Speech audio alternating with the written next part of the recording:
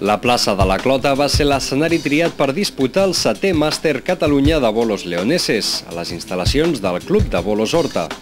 Competició a la que van participar jugadors dels 3 clubs de Catalunya, el Negrillón de l'Hospitalet de Llobregat, el Club de Bolos d'Horta i el Dama d'Arintero de Barcelona, que dividits en primera i segona categoria van iniciar la matinal amb les tirades classificatòries.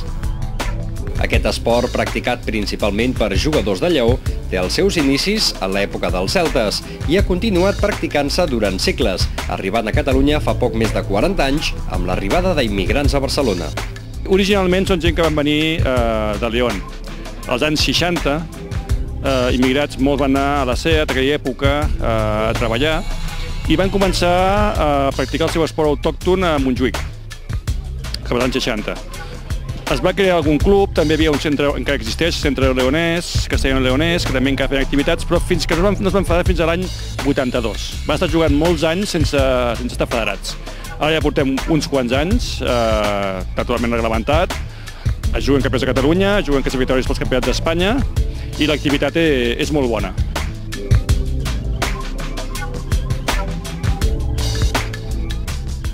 El terreny de joc utilitzat pels jugadors, que es diu bolera, fa entre 30 i 35 metres de llarg i entre 8 i 10 d'ample, i ha de ser necessàriament horitzontal totalment i net de qualsevol tipus d'obstacles per permetre que la bola pugui rodar sense problemes. La bolera es divideix en 2 espais ben diferenciats.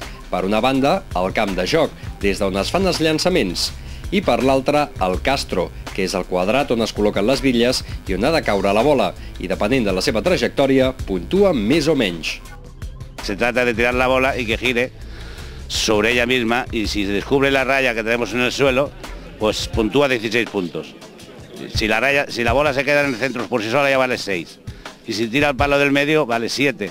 Si tira 2 pues también vale 7. Y cada bolo que tire vale 1 más. Si por aquella cosa se fuera fuera del círculo que tenemos alrededor, valdría 1 para arriba y para abajo todos los que tirara.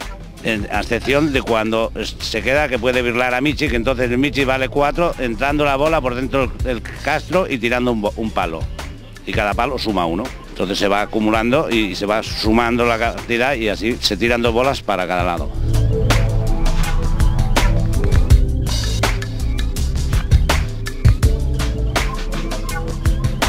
La dedicació, moltes partides i les ganes són els principals ingredients necessaris per arribar a ser un bon jugador de bolos leoneses, com els que hi ha a Catalunya.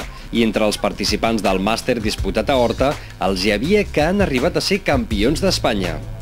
Para llegar a ser un jugador de bolos leoneses, requisitos, pues bueno, es tener un buen pulso, tener afición, mucha afición y bueno, de buenas ideas. Saber cómo tirar la bola y saber cómo puede caer la bola y el recorrido que puede hacer. No es simplemente se lanza como se puede lanzar una piedra, sino que tiene que llevar un gesto y el cuerpo tiene que permitir también ese gesto para que la bola pueda hacer un recorrido que según el recorrido que haga, pues puntúa más o puntúa menos la bola.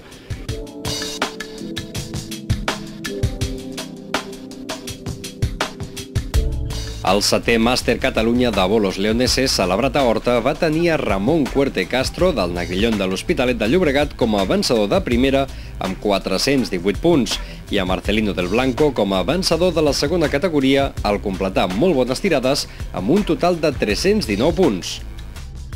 La temporada de Bolos Leoneses farà una pausa, però tornarà al mes de febrer.